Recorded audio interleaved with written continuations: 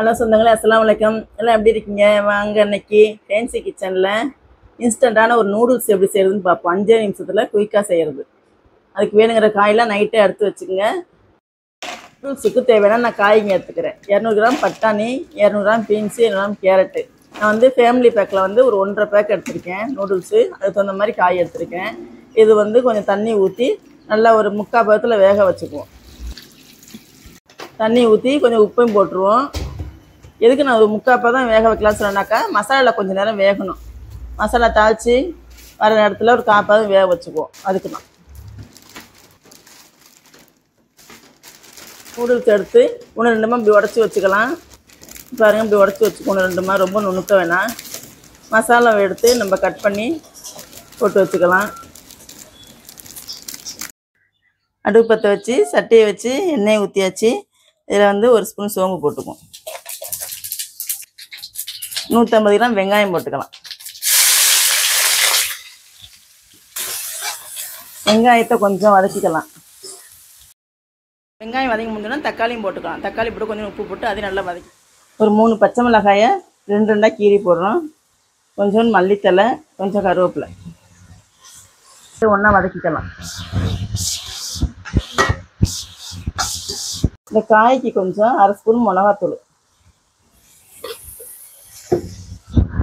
போட்டு எல்லாத்தையும் ஒன்றா போட்டு வதக்கி விடுவோம்.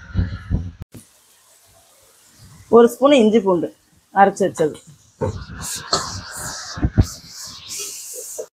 இப்போ நூடுல்ஸில் இருக்கிற மசாலா தூள் போடலாம்.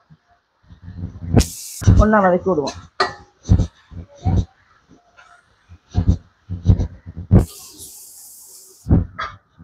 இப்போ வேக வச்சிருக்க காய்களை போட்டுருவோம். இப்போ இந்த மசாலாவில் இந்த காய்ங்க ஒரு 2 நிமிஷம் அப்படியே வேகட்டும்.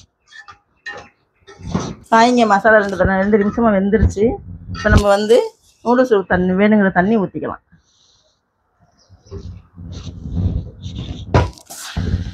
பாருங்க, தண்ணி ஊற்றி கொதிச்சாச்சு. நம்ம நூடுல்ஸை போட்டுக்குவோம்.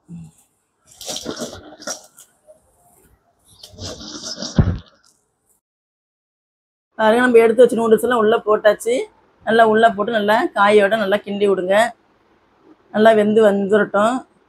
தண்ணியோடு நல்லா குழஞ்சி வேகணும். தண்ணி கொஞ்சம் இருக்குது. நல்லா வேகிறதுக்கும் தண்ணி வற்றுறதுக்கும் சரியாக இருக்கும். சூப்பராக வந்துருச்சு பாருங்கள்.